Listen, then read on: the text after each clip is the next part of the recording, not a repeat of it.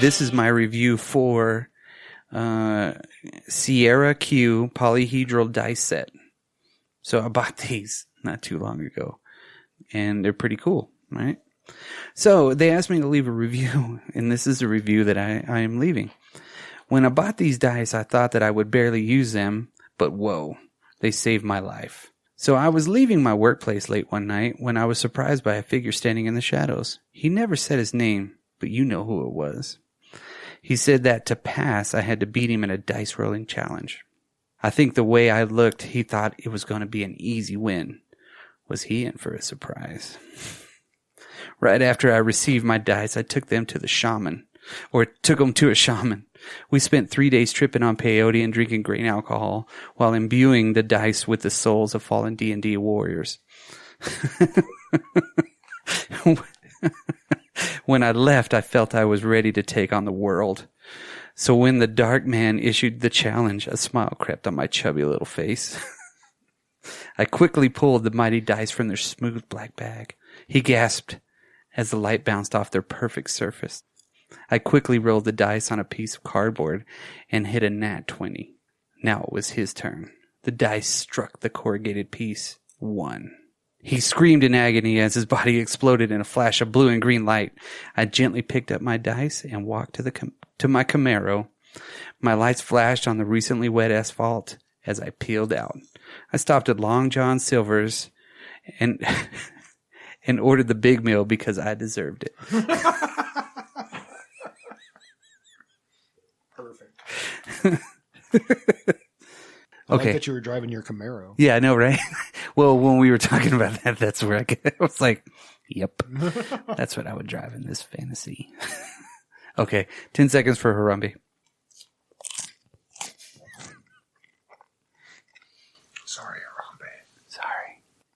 Eat of my popcorn, for it is my body. Drink of my Coca-Cola, for it is my blood. Yeah. Drink from my molded wax cup that you bought at the gift shop with my name on it. Harambe lives.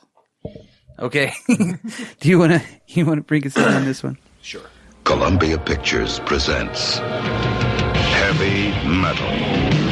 A trip beyond the future to a universe you've never seen before.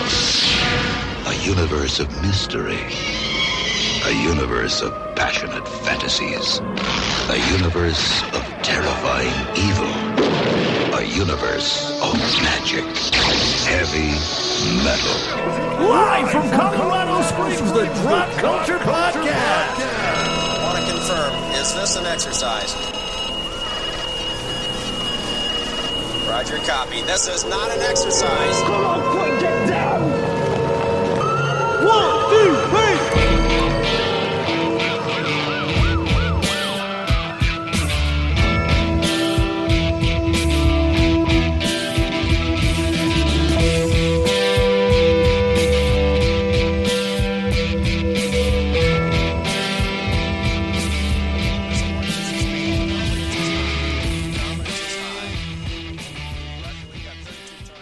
Welcome, everybody, to the Drop Culture Podcast. I'm Dan. I'm Brock.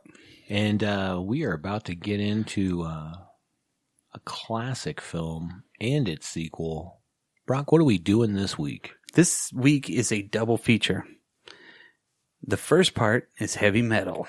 One of the most badass movies, animated movies of all time. With boobies. Yes, with it's deceivingly every woman has really huge breasts. Yeah, because it was made in 1981. It's crazy. Yeah. During the tail end of the sword and sorcery, age. Yes. And then the second part to this is Heavy Metal 2 with another big giant breasted woman in it. Heavy Metal 2000. Mm-hmm. Each one of these were known for their heavy metal music. That is true. Except for Devo. That's fair. I would even say in the second one that there's, Queens of the Stone Age. Yeah. Insane Clown Posse. It's not really heavy metal. No. It's heavy music. That's true. Because it hurts your feelings. Hurt your E, something. Yeah. Ain't good. So, Dan, what is heavy metal about? So, Heavy Metal was a 1981 film. Oddly enough, produced by Ivan Reitman. What do you know Ivan Reitman from? Star Wars. No, Ghostbusters, of course. Come on. Of course. I was like, what? He didn't do it? But it's an anthology cartoon. So there's multiple stories within it following the Loc-Nar. Which changed quite a bit from the original stories. It wasn't all about the Loc-Nar. It was supposed to be, I think it was supposed to be like somehow Tirana was supposed to be the key in it, whatever her race was. Yeah, yeah. Tarna. Yeah. So they were supposed to basically use that, but then, you know, later on in the production, they had to cut some things out, but then they decided to use the Loc-Nar. Loc-Nar. Really? Mm-hmm. I did not know that. Now, you know, at this time, there was a lot of adult animated movies. You know, Fritz the Cat, most of the Ralph Bakshi ones, had been out. Fritz the Cat was one of the very first ones. Yeah, I was gonna say that's original. Yeah, and Jesus, that was one of the crazy ones. Of course, I'm trying to think of the one that was like a French one. Heavy Traffic was one. You know, that was another Bakshi, or Bakshi. God, what is it? Fantastic. Fantastic Planet. That's right. That's what I was going to say. Yeah. That was one of the ones that kind of got a lot of people to notice, like a weird kind of Pink Floydish type of a deal. But that one came out in, what was it, 1973. Yeah, I've seen that. I will say the first time that I ever watched that, I saw more colors than there probably should have been. You tasted purple. Indeed. Yes. But then later on you had like Wizards. Wizards is an awesome Wizards movie. is awesome, yeah. With what was his name? Peace. Yes. Was like the pseudo bad guy, but not really.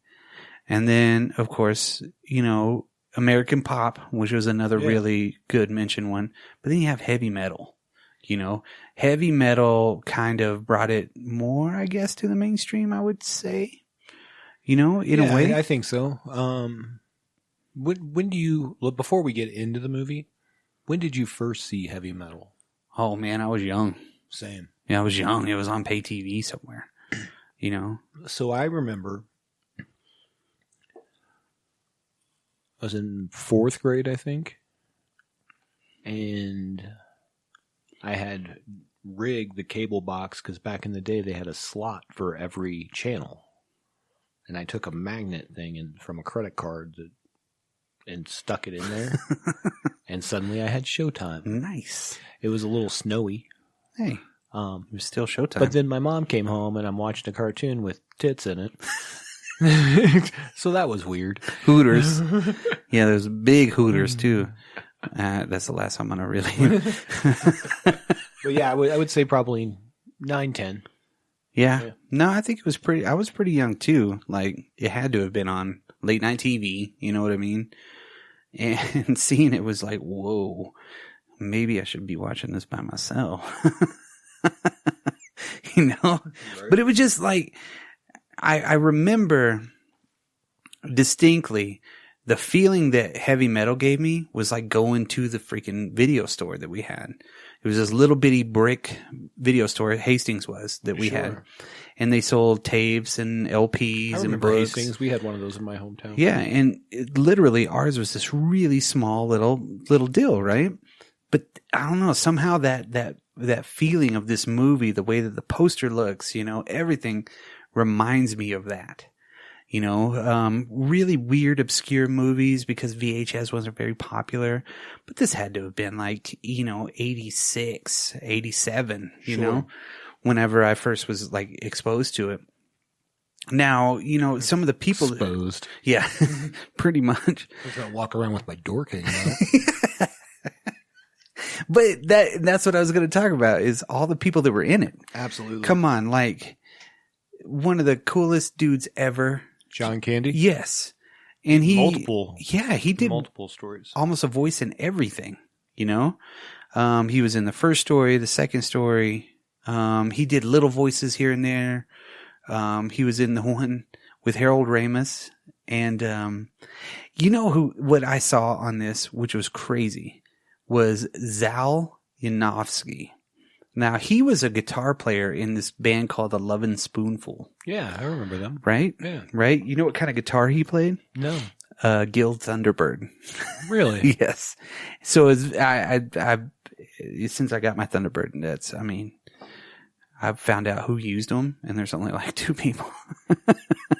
So weird. But when I saw his name on there, I was like, what? I don't even know who he really is. I'm like, wow, that's so cool. And then who was the dude? Maybe it was Joe Flaherty. I'm trying to think. The one that was doing the prosecutions, for, the trial one. He did a really cool voice, and you know him because he was like the leader, or he was the dean in Animal House. Right. Yeah. Eugene Levy's in this? Yeah. I can't even tell it's his voice on any of it.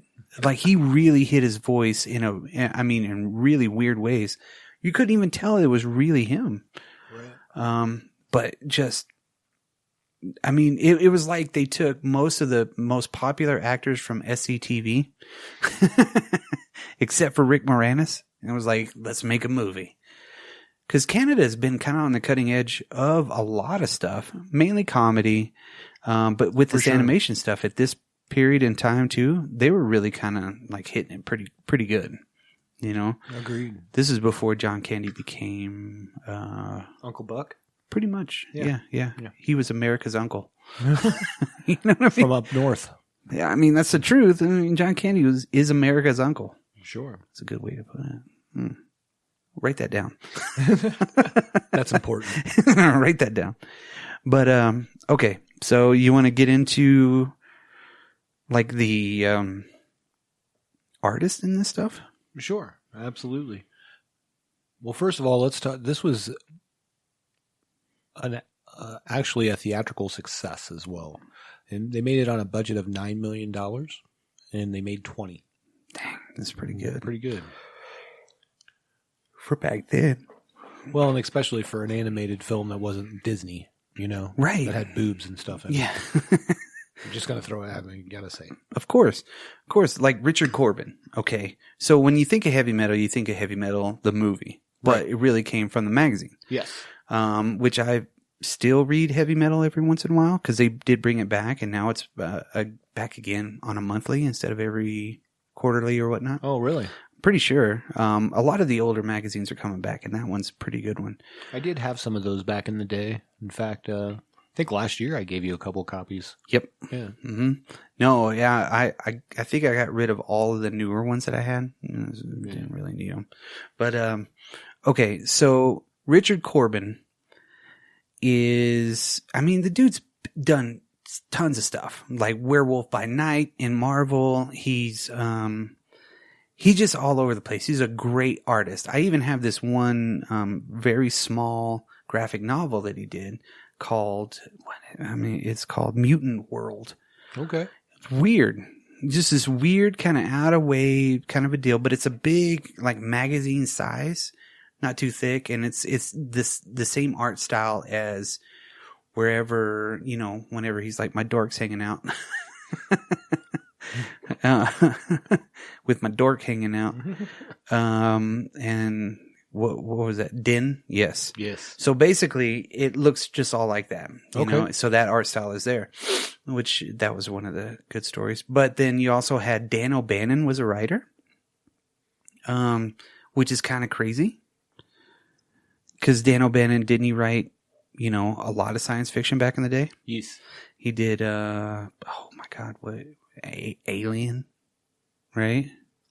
And a whole bunch of stuff. Then Bernie Wrightson was another big kind of a writer. So him and Richard Corbin did a lot of stuff, I think, together. I was surprised you didn't go to him first because he was the co-creator of Swamp Thing. I know. Yeah. See? So, I mean, you have these really big, talented, awesome people getting together and saying, hey, let's make a movie. Let's kick its ass and use a lot of what's coming up. And the heavy metal was coming up. Dan O'Bannon also directed and wrote The Return of the Living Dead. That's right. Produced by Richard P. Rubenstein. But, yeah. Sorry to go back to Dan O'Bannon, but I thought that was a pretty good credit for him. Yeah, he's a badass. So I think he still does some stuff, doesn't he? I have no idea. Probably hasn't done a lot, though. No. But this movie, I guess, was real old now. Yeah. But I guess, this movie was really touted for the soundtrack because you had a lot of up-and-comers. Yes. You had a lot of people that weren't really mainstream, but were still producing really good music at the time. So where do you want to go first? Do you want to go through the story or do you want to go through the soundtrack? I'm with it either way. Let's go through the soundtrack. Okay. So the soundtrack is pretty awesome. Finding it, they always release it on vinyl. They always come through everything, So you have Heavy Metal by Sammy Hagar. The Red Rocker. That's right. Heartbeat by Riggs. I want to say that, and I'll look this up while you're talking. Go ahead. Okay. Yeah. You had Working in a Coal Mine by Devo. Yes. Devo they were the tits back then. Veteran of the Psychic Wars by BOC, Blue Oyster Cult, right? True. Reach Out by Cheap Trick. Cheap Trick's pretty awesome, especially back then. Then you had Heavy Metal, Taking a Ride by Don Fielder. True Companion by Donald Fagen. Those don't really seem like rocket names, you know what I mean? It's Donald. Yeah. Hey, man, I'm going to go see Donald Fagen tonight. No. Crazy, A Suitable Case for Treatment by Nazareth. Radar Rider by Riggs, again. You did have Open Arms by Journey. Queen Bee, Grand Funk Railroad. I Must Be Dreaming by Cheap Trick. The Mob Rules alternate version by Black Sabbath. Not my Black Sabbath. Yeah, I mean, yeah, no, it was the Dio years. But I mean, how could you not have a movie called Heavy Metal without Black Sabbath? Yeah, agreed. All of You by Don Felder, Prefabricated by Trust, and then Stevie Nicks with Blue Lamp. I mean, honestly, even the score was done by Elmer Bernstein. So you have a powerhouse of everything, something anybody can love. Anybody absolutely. could really get into if they know. Well, anything. especially in '81. I mean, to have Sammy Hagar, Devo, Blue Oyster Cult, Cheap Trick, Nazareth, Journey, Black Sabbath, obviously. Stevie Nicks was big. Yeah. Sounds a little bit like a goat, but hey, whatever.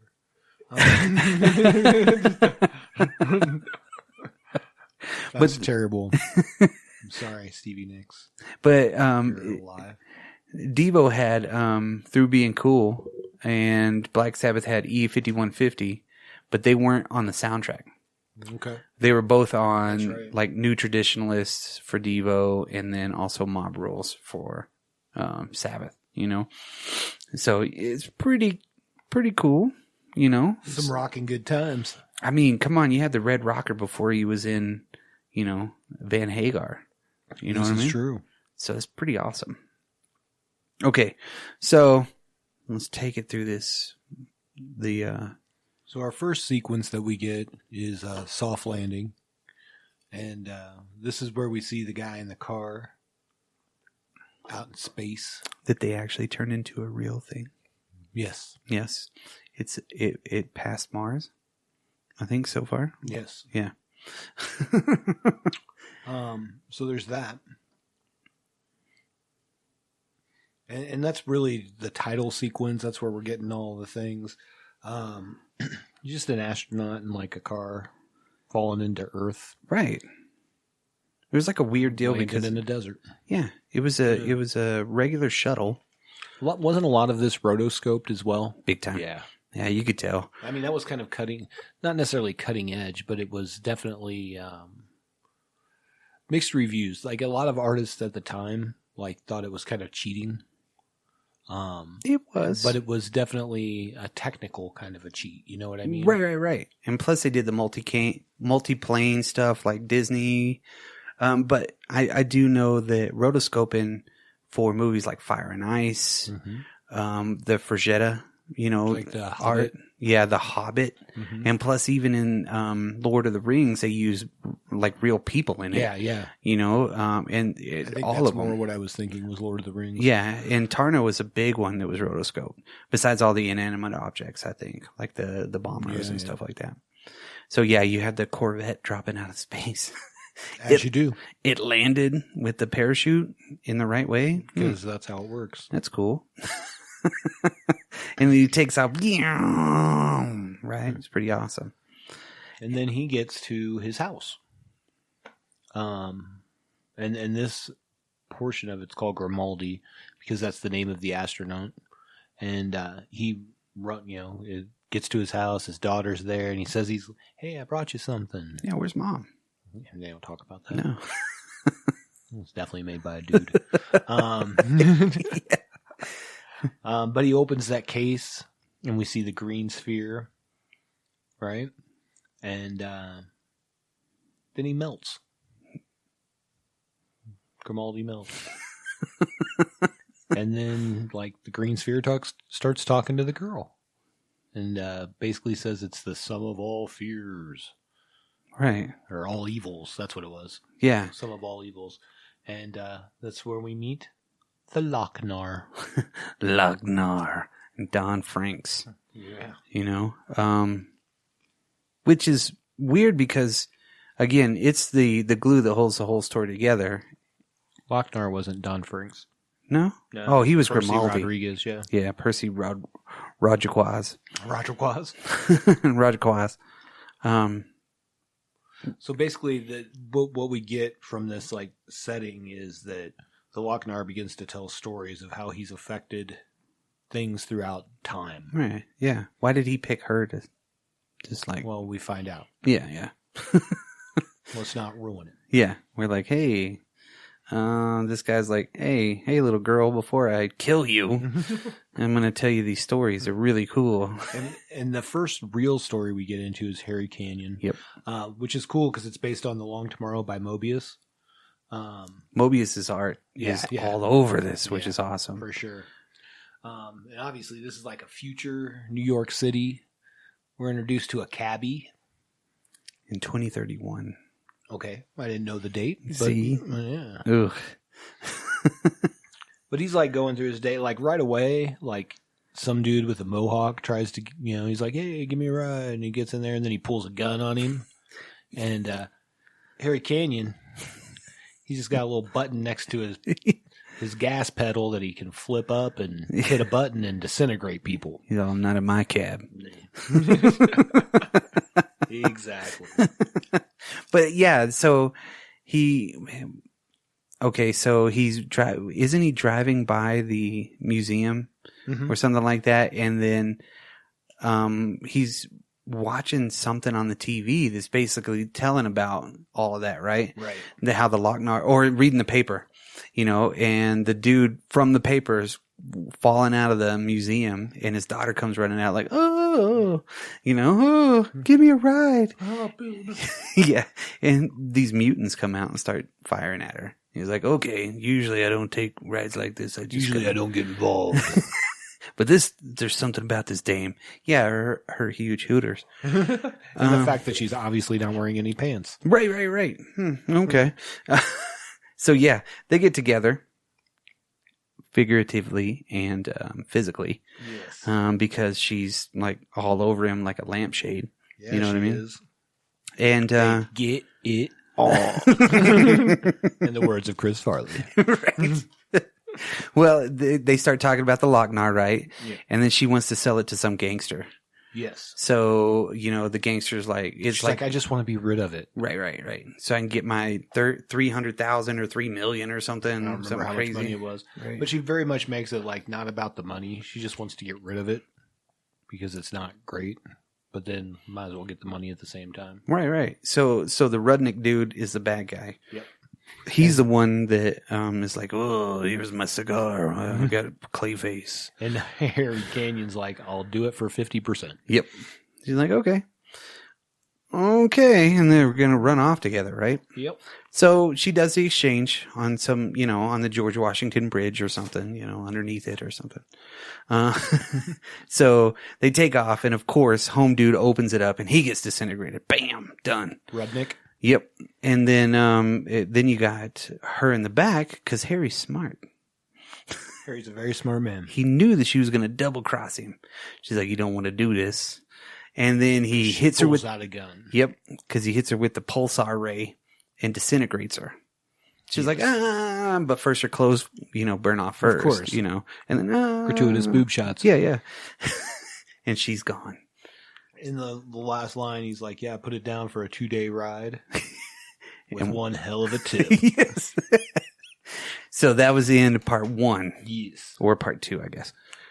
So then then of course, he tells a little bit more. The Loc-Nar keeps talking while the whole time the chick's like, oh. So this is the first one that we get with, John Candy in it. Yeah, he's a death sergeant. So we kind of flew over that because he does try to go,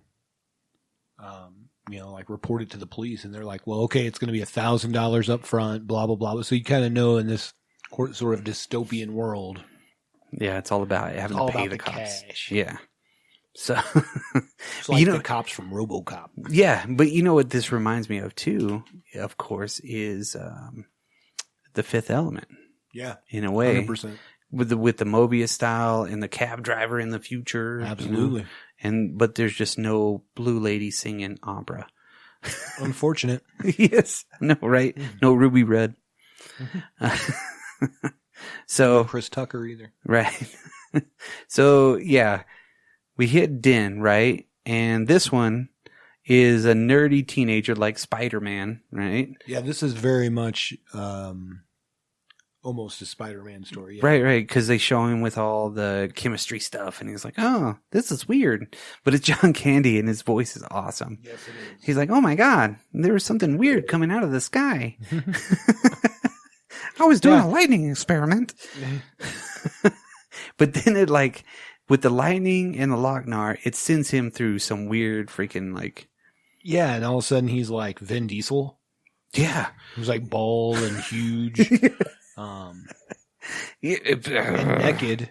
Yeah. And that's when he's like, well, I wasn't going to walk around this place with my dork hanging out. Yeah. Well, that is the first time I ever remember someone calling a penis a dork.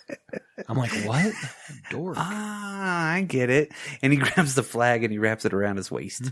But yeah, because he falls on that weird altar, and then there's some woman about to get sacrificed by another woman. Also has large tracts of land. Yes. And so does the priestess that's about to kill her. So he rescues her. They go underneath, and he's like, "Oh my God, I didn't think I could make it while I was floating underwater." And it's all his stuff. But my lungs, and I was awesome. They get out. This body didn't get tired at all. Yeah. They get out. And that's where they find out that she's from Earth too. Oh, yeah. And so. And then what do, Brock? They they sit down to a nice dinner. They have a play, They go to an opera, and then they bone. Yeah. So skip those first two things, and they just bone. Yeah, they just bone. Because he's like, "Whoa, I'm a man," right? So that's when they're interrupted. Yeah, rudely. Yes. Yeah, rudely. And he gets taken to Ard. Yeah. The weird dude that's like, "Oh, go ahead and shoot me. Oh, just whatever. It's the Loc-Nar, bitch." Absolutely. That was perfect. But it was so crazy that it's this weird sword and sorcery world, but they have machine guns. Yeah. Yeah. Makes sense. Kind of how Wizards was. Yeah, weird. Yeah. So we don't even know when it is, if it even is something, It's just a right? different world. So he kicks the crap out of everybody. He's like, let the girl go. And he's like, well, my voice is really low. Then, the most off-putting voice is the one of the dude that looked like a lizard or whatnot. Okay. And they're underneath the palace, and he's like, we're underneath the palace right now. It just didn't seem like, I guess Norrell is his name. Yeah. Basically, he breaks in to rescue her, but the queen comes out and is like, hey, bone me and, you can live. Yeah, he's just getting boned everywhere. This geek teenage kid that turned into Vin Diesel. Yeah, so he does. He's got a high libido. He's a teenager, inside. So, when she's distracted, because she's obviously pleased, right? He steals the Loc-Nar, right? Yes, the raiding party does, right? So he goes to go get her because she's encased in glass or something like that, right? And then, I like the backgrounds in this too, because this one was like, they just did the interior scenes and things like that, but for the sky, they had this really weird, like 2001 deal. Yeah. Which was pretty cool. So they're about to sacrifice her again, and that's when that's when that one dude gets in a fight with the queen. The queen. And he's like, that's my Loc-Nar. Give it to me. You know what I mean? It's so weird. And then, of course, he, Din kills everybody and then grabs her. And they're like, well, you could be the king, or you could have everything if you had that. And he's like, baby, I don't even want to go home. You know what I mean? He's like, here I'm a dork, or here I'm a god, and back home I'm just a lonely little dork. Yes, and we find that this is kind of the one guy that resists the Loc-Nar throughout our stories, really. Yeah, because he's a badass. He knows he didn't need it. Dude, you were a scrawny little geek kid, and now you're like big dude, and like you're like Dr. Manhattan. So, everywhere you go, you're going to get into an adventure where you get laid at least 3 times. Right? Right, exactly. Why do you want to go home to experiment with electricity? Screw that. Right. I'm going to be throwing arrows at shit. And this is where the Loc-Nar just rises up into space. Yeah. And then it's like a small little marble. Yeah. On a space station. Where somebody finds it, picks it up, and it's like, Who's that guy, Brock? Well, we'll talk about who that guy is. So this is the Captain Stern story. Captain Stern, basically, good Lord, what is it? 18 counts of fraud, 37 counts of rape, and 1 moving violation. Plus he's got 14 counts of armed theft of Federation property, 22 counts of piracy in high space. The dude's like a piece of crap. Oh, yeah, he's terrible. Yeah, 12 counts of murder.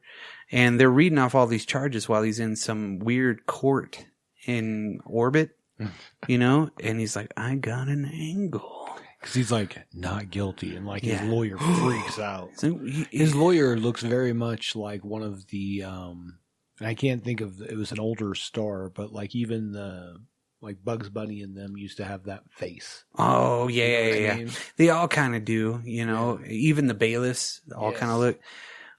So, of course, he's like, I got an angle. He keeps saying it. I got an angle. And so they literally call over their first witness, and it's a star witness. Hanover Fist. That's right.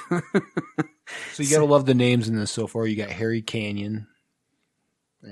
Din. Hanover Fist. Come on. I mean, Harry Canyon was, they have a little on the nose, but yeah. or wherever. Yeah, Hanover Fist too. Yeah, it's there. Yeah. So basically, the guy that picked up the Loc-Nar, or the marble that he thought it was, is the guy that walks up to it. He looks all like freaking kind of dorky. Gomer Pyle. Yeah. He's like, oh, like most of everybody else, So then he starts giving his testimony. He's like, he's one of the nicest, greatest human beings. Oh, come on. And he starts like raging out, right? Right. And he's just getting bigger. And then he starts talking about how, well, except that time he, whatever, you know, and he's just like. He had the, what is it? The grade school prostitution ring or something? Yes. It's like, Jesus Christ. This dude is horrible. Terrible. Right? But we know that, Stern basically was going to pay him 30,000 credits or something like that to testify. Well, we don't know that yet. Oh, yeah. He says it. Oh, does he? Oh, yeah, that's right. He tells the lawyer, and the lawyer's like, this is not going to work. So then he Hulk rages out, and he kicks the shit out of everybody. And he's chasing Stern down because he's going to kill him. To a hot, badass soundtrack by Cheap Trick. So they got the little eyeball that's got the exhaust pipe that's like, it's like in here, Right. So, Stern's escaping because he's a badass. He's better than, what's his name from Futurama? Oh, Zap Brannigan. Yes. Yeah, he's like a Zap Brannigan, but like douchier. Yeah, a shitty version, a way shittier one. That's which is hard. Yeah.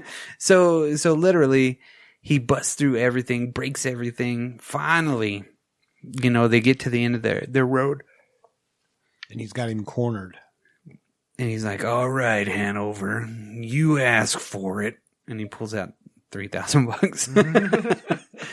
And then he shrinks Back to normal. He's all, "Thanks, boss." He's all, "Oh, Hanover." And he pulls the lever and it's like, whoop. He falls out a trapdoor in space instead of getting sucked out. Yep. That's how it works. Nobody else does. 1981. But then, of course, he doesn't let go of the Loc-Nar. And then you just see his hand holding the Loc-Nar going through like an atmosphere. Yeah, he gets burned up. And it's just, he has like his hand in his wrist. So then, Neverwhere-land, right? So this one wasn't actually in the movie. Yeah, it was supposed to be in between, right? Yeah, it was supposed to be between this one and the B-17. Yeah, because it's weird because the B-17 one just kind of comes out of nowhere. Exactly. This one and Tarna are the ones that basically are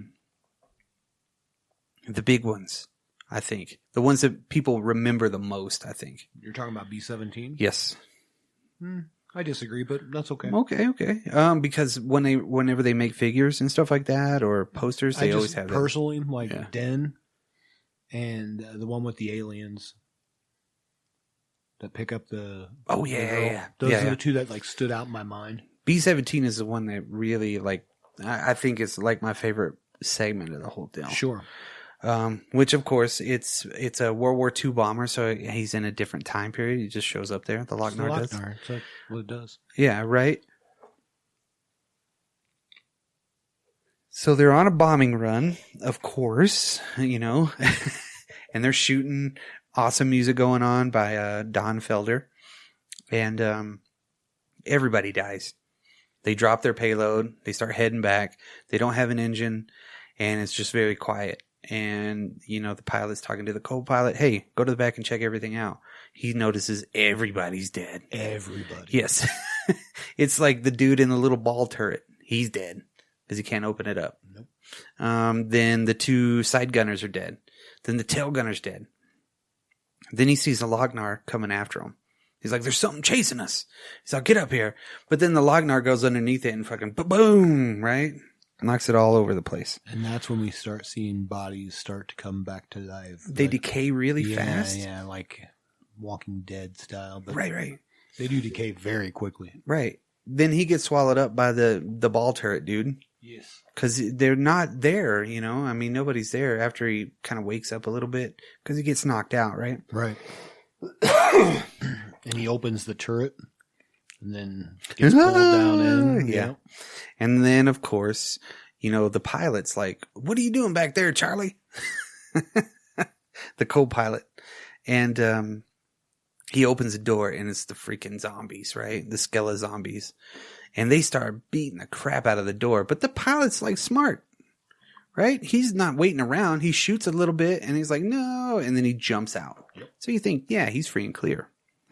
You know, for the longest time, I thought that, you know, the Loc-Nar was killing people above that specific place. But then I started thinking, okay, well, the Loc-Nar took them, right? And then was going after him. And that island that they were at might have been the Bermuda Triangle or something like that, right? Yeah, because there's all kinds of airplanes from like World War One. Yeah. Commercial planes, all kinds of stuff. All kinds of stuff. Dang. And so he starts walking through all this stuff, and that's when the zombies come to get him again. End. End of that. End of B-17. Yeah, that one, I'll be honest, like as a kid seeing it, that was like one of my least favorite ones. That's the one I like the most. I could see that. Yeah. It was just it was evil. Yeah. You know, it was very weird movements, but, you know, the glow-in-the-dark zombies. I was like, damn, that's so cool. I want some of that. Just weird, right? I'm not saying there's anything wrong with it. No. It was just it was a weird tale. It always stuck with me, you know? And then you got So Beautiful and So Dangerous. Yeah, this is one of the ones that kind of stand out to me. Like I remembered it a lot because. So basically, this all takes place at the beginning at the Pentagon, right? Pretty much, yeah. The scientist walks up, and they're all like throwing interviews at him, like, "Hey, what is this? Do you think this is aliens turning everybody into?" Because they're having mutants, like everybody's mutating. People are growing arms out their back and shit. Yeah. And the doctor's like, "No, there's no such thing as aliens." Yeah, and he's very cool and calm, right? Yeah. He sits down at the table, but then all of a sudden, the Loc-Nar is around, you know, her is nestled in between her ample breasts. Yes. He's a pretty lady. Wasn't she? She was the stenographer. Mm-hmm. So she's taking all the notes from this meeting. And he attacks her. But at the same time, a spaceship appears over the Pentagon, drills a hole through it, sucks him up while he's accosting her. And then it comes through, and John Candy's a robot, and he's like, "Man, broke another one, or this guy's broke. I'm going to have to fix him." And they're like, "Oh, do whatever you want to, man." He's like, "You're not the guy that has to fix the piece of crap." And then, of course, she falls down. Boom. Clothes all ripped, boobies all hanging out. And as you do. No, of course. And then he's like, "Whoa, hello." Yeah. So he starts, you know, going after her. But then, of course, the two pilots or whatnot, they're like, "Hey, man, why is it the only woman we see in like 10 cycles? He's got to go after, man." So, you know, of course, that's when we get the awesome cocaine scene. Yes. Yeah. From Etzel and Zeke. Yes. Which is awesome because it's John Candy and Eugene Levy. Right. And you can't tell that it's Eugene Levy. I was listening to his voice. Yeah, it's not his iconic voice that you expect. Right. It was kind of weird. You just because I knew he was in it, and I was listening. I was like, sometimes you could place voices. John Candy's, of course. Yes. Harold Ramis, of course. Yes. Eugene Levy, no. But what they snorted was. No, it was Etzel. I was wrong. Oh, he was Eugene Levy was a male reporter. Was Zeke. He was Zeke, and then who was the other dude? John Candy was the robot. Eugene Levy was Etzel. He was the other dude. So they were the two. It was Eugene Levy and he was Harold the pink Ramis. one. Yeah, okay. Harold Ramis was the one with the 3 noses. Yes. Because they get the Plutonian Nyborg. Yes. And they're like, what do they say? What do they call it? Nosedive or something like that? Yeah, well, he's like, "Is that enough, man?" He's like, "No." Go for broke, man. And they've got a machine that's just like laying out these gigantic lines. So of course they nosedive. Yes, and they start snorting the crap out of it, right? And then the robot's like getting it on with Gloria. Well, he beats up her guts pretty good, right? Because she's smoking a cigarette, and she's like, "Oh my God, I'm never." He's like, "Oh, I've been programmed for pleasure," and it's like, like, whoa, right? So he's like talking her into going steady the whole time, right? And then he's like, "You're going to have to marry me." And she's like, "Okay, I'll marry you, but it's got to be a Jewish wedding." He's like, "Jewish wedding?" You know? My favorite part is where they're trying to park, or they're trying to land the ship. And like, he's like, I drive messed up all the time, you know, or I can land whatever he says. At any rate, like he's going towards the square where he's going to like it's huge. Fly. Well, you don't know that at first from the perspective because you're seeing the square where they're going to come in and park. Mm-hmm. And then they switch the perspective to the side.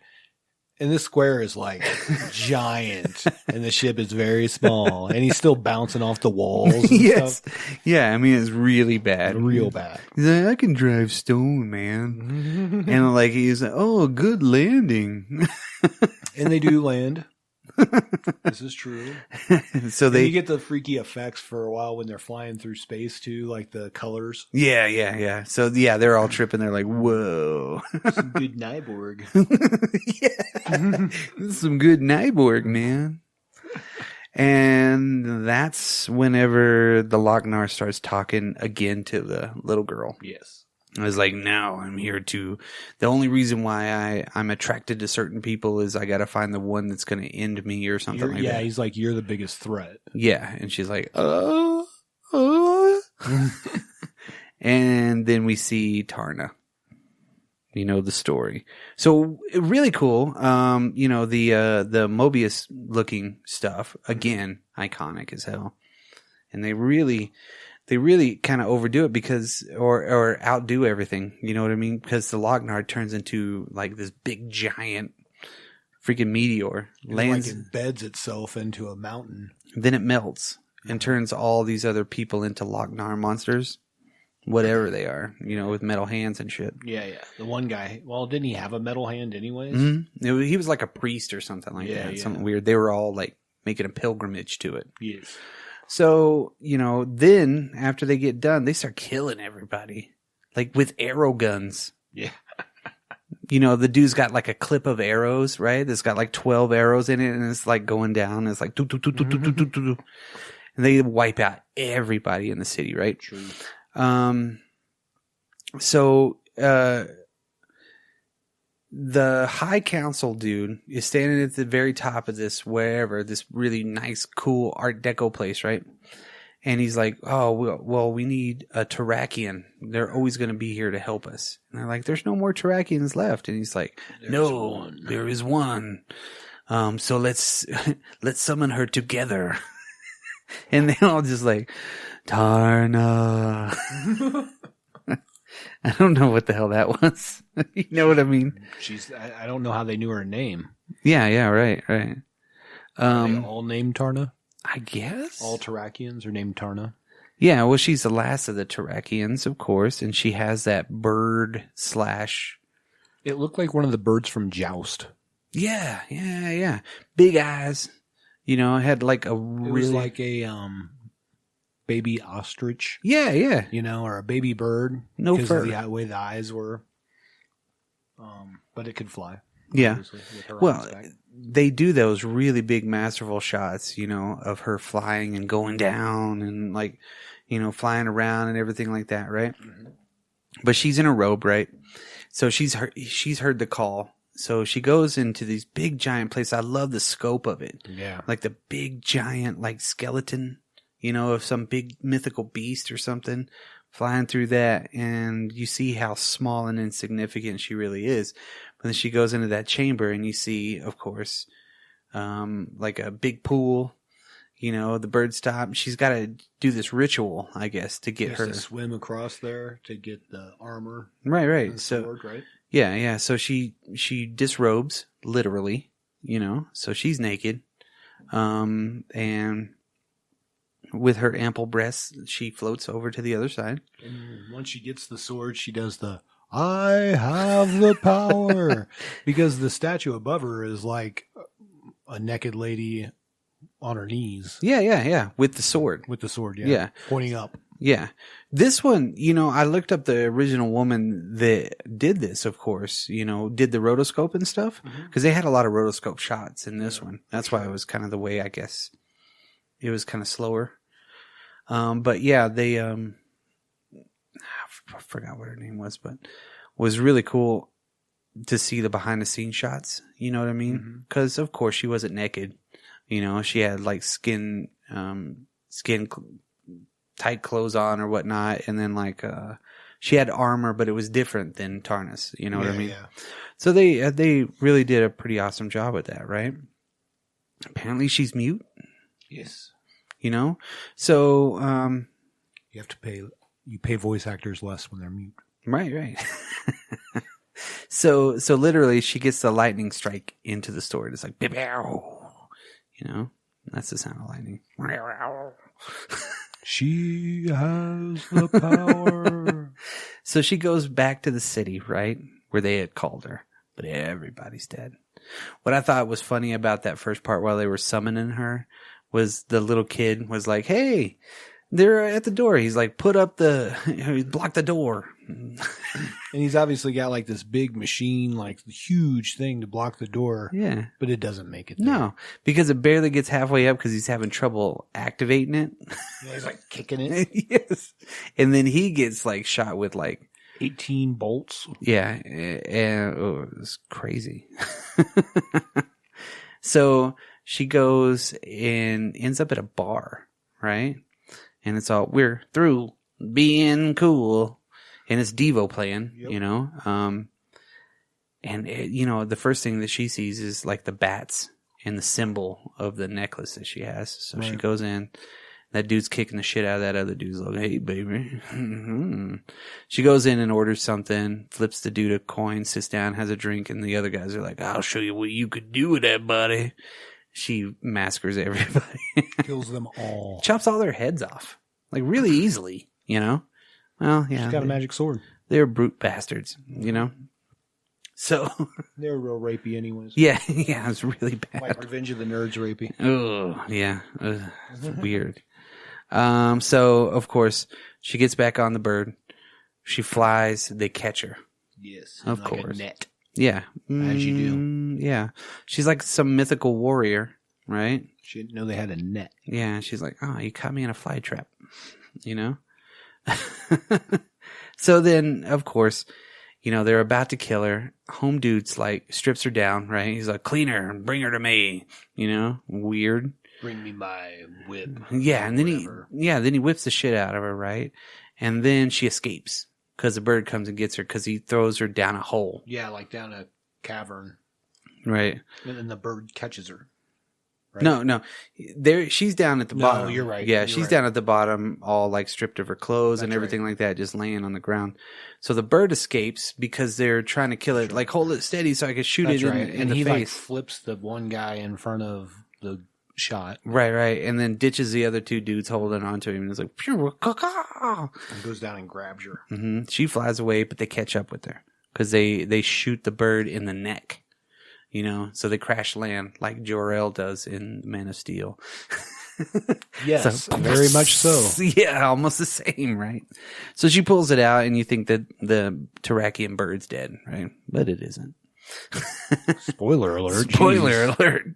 So home dude comes down, and he turns his hand into like a freaking saw blade. Yeah. Like, zin, zin. Like a circular saw. Right. Yeah. So she grabs her sword. They start fighting and stuff like that. And he does kind of fuck her up. Yeah. Well, she was covered in scars, but then they disappeared, and she gets hit twice with the saw. Yeah. Once in the stomach, once on the arm, or something like that. Side in the arm, and he's about to kill her, right? And the bird grabs his leg and bites it almost in half. So he's like, "Caw-caw!" And she ends up chopping his head off, right? Okay, so cool. So they're gone. So she hops on the bird and is like, "Let's do this." So they head towards the Loc-Nar, and it's got the whatever you call it, the power in it, the lightning power. Oh yeah. And she gets above it, is like, "No, don't do this. No, it'd be futile." Yeah, and she kills it, and then of course, in the timeline that he's telling the story, he's like, "No." Yeah. Space time continuum. It's weird stuff. It was like Dr. Manhattan the future, shit. But yeah. It affected the now. Yeah, it was like the Dr. Manhattan shit. Yeah, like everything was going on at the same time. Yeah. so he was in everything, right? So we find out, because she runs away, the little girl does, but we find out that there's another Terrakian bird out there. She's like, oh my God. Well, that's, yeah. Because she's the last Terrakian now. Right. Everybody needs to take over, and it's like, and so the Terrakians are born again. And then her fucking hair turns white. Yeah, it changes, and then the bark comes on her neck. Yeah. And done. And we're done. And that is Heavy Metal 1. Overall. Closes out with some Devo. Mm-hmm. Through being cool. Ba-doom, ba-doom, boom. Well, I think it's working in the coal mine. That's right. That's right. Boom, boo-doom, boom, boom, boo-doo-doo-doo-doom. Yeah, I sing it. Good so, job. yeah. So, yeah, no, awesome movie all the way through. And it, I mean, literally, I bet you it packed the house, and people were like, whoa, this is really cool to see a movie like that, like heavy metal, not Fritz the Cat or something else, So you had this big, in the late 70s, early 80s, you had that big sword and sorcery deal. But then also the Mobius style, everything like that was just so totally cool. I agree.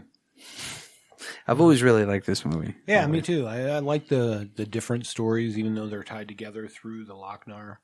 And I think, like, to me, like, the Loc-Nar is kind of one of those. It's often something I refer to when I'm trying to analog it to something that's going on currently. Does that make sense? Oh, Yeah. It's the Loc-Nar. Yeah. Yeah. Because it makes sense. Yeah. Again, my favorite one was the B-17. I think that one's awesome. Everybody equates this, because Tarna's on the poster. Yeah. She's all over everything, right? And she's like the most iconic character to come out of all of that stuff. I guess the original story was Arzak, something like that, by Mobius. Yeah. Mobius actually did a Silver Surfer. Yeah. Yeah, yeah. I saw that at a comic book show. I was like, man, maybe I should get that. Oh, yeah. Maybe. But yeah, what are your thoughts? I think that this has been a staple. This is a movie that throughout, my life anyways. Like I said, when I was like 9 or 10, we hacked the Showtime. That's right. Punk for life. Yeah, I mean, I thought it was good. I like the way the stories all tie through the Loc-Nar. Like I said, the art's good. Music's mostly good. Yeah,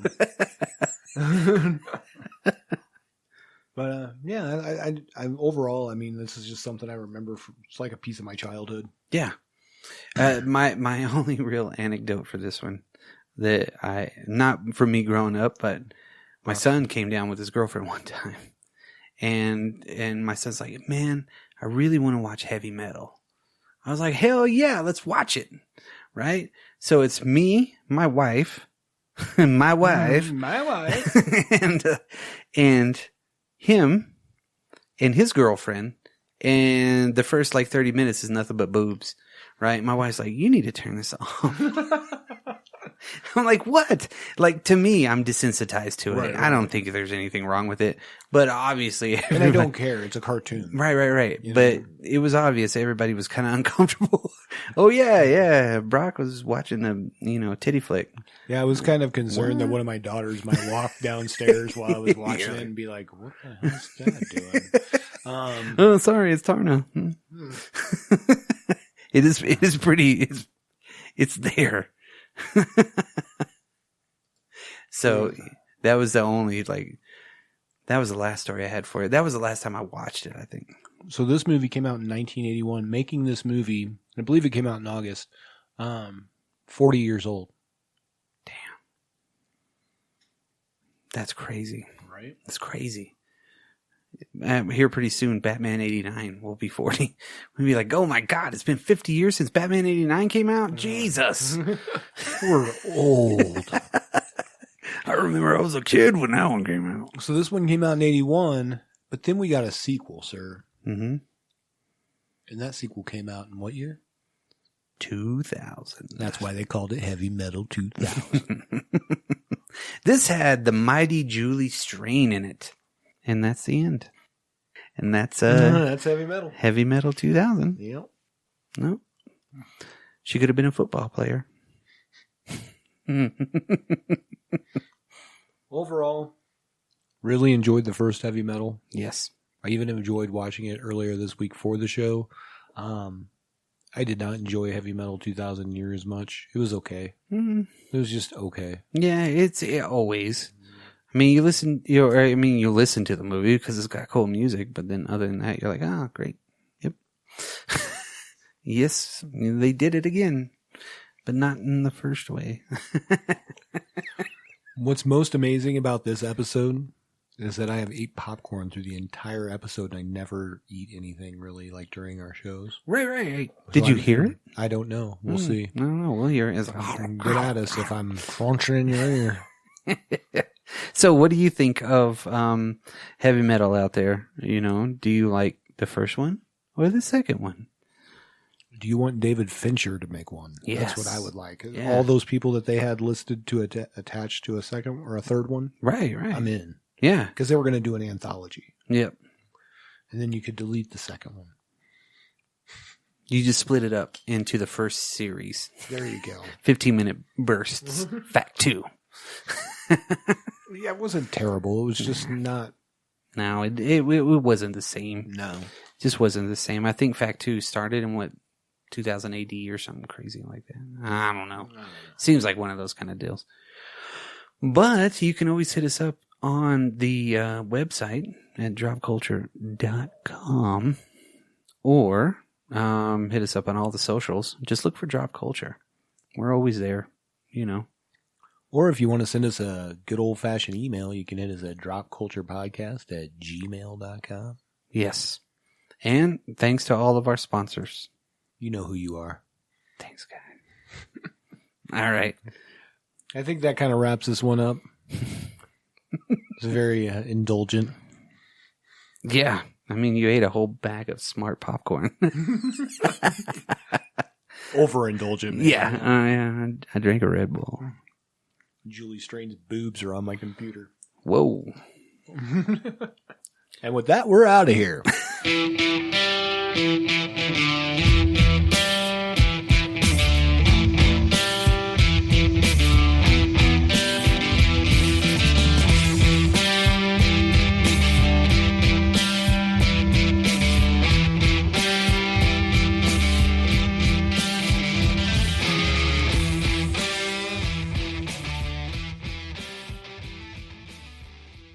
Down, down, down, down, down, down.